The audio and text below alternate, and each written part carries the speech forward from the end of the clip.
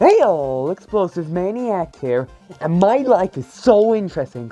Oh, I want other people to experience it, so I'm gonna port it to a f***ing calculator. The port is important so that other people can experience the game. Sometimes it's good, sometimes it's bad. Like a divorce. But sometimes they are incredibly bad. So I'm going to be looking at the worst of the worst when it comes to video game ports. Now obviously I'm not going to be able to get through every single bad port out there. So maybe we can talk about more of them in the future. Also, we're just talking official ports. Just because there's a fan-made port of Super Mario Bros. For the Atari 2600, it wasn't official, so who gives a shit? So here's just a few horrible ports.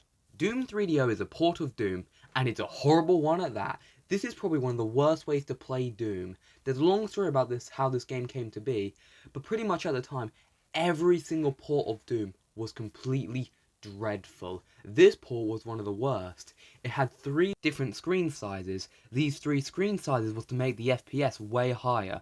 And on the lowest screen, even though the frame rate was still dreadful, it still was somewhat playable. And the music was all changed as well. And it's pretty good. It's okay.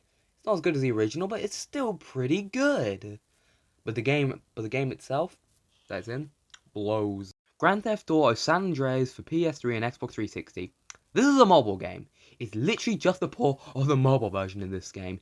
This game is missing content, it's missing music, it's missing radio tracks, it's glitchy, it crashes all the time. Turns out, this port blows. James Bond 95 for PC. Now I own the PS2 version of this game and it's pretty good, and they wanted to port it, so they did. On the Golden Source engine. An engine that was used for Half-Life in 1998, and this came out in 2002. This port was bad because there's no feedback. It feels like you shoot in the air. Lower audio quality. It has hit scan, which was a thing for shooting for Half-Life and Counter-Strike. Call of Duty 3 for the Nintendo Wii. Now, even though the Wii is not nearly as powerful as the Xbox 360 and PS3, the Wii version of Call of Duty 3 is just embarrassing. The Wii is more powerful than the PS2, and the PS2 version of the game is better than the Wii version. The Wii version is missing multiplayer, even though the PS2 version had multiplayer, and since the Wii version is a launch title, you're pretty much forced to use motion controls. You can't skip cutscenes, and it gets blurry during the action, which gets really annoying. Mortal Kombat on the Game Boy. It's Mortal f***ing Kombat on the Game Boy. How good could this have f***ing been? BioShock on the iPad. It's BioShock on a f***ing iPad. And now, in my opinion, the worst port of a game ever, Half-Life 2 on the original Xbox. This should not have happened. This game runs like shit. It plays at like 15 FPS. When you're f***ing lucky. This being this bad doesn't make any sense at all. The original Half-Life got released on the PS2. This port is amazing. It has more content, multiplayer, a new campaign. This port was amazing. And this other one is horrible.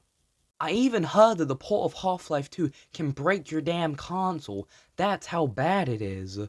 So that's just a few bad ports. Maybe we can look at some more in the future. So after looking at some shitty ports, I ported my life to everything. So let's have a look at it. Hey,